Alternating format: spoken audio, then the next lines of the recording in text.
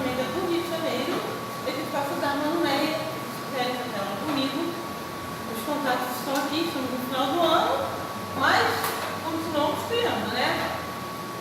Estamos em ritmo de ensaio, como nosso espetáculo agora, já começou a Favela, mas eu estou continuando com a Bulerias, passar um pouquinho para vocês. Mais um pedacinho, vou passar um passeio, uma sequência de passeio.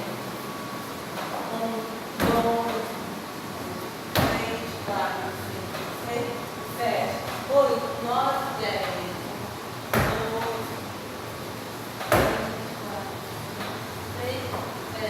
8, 9, 10.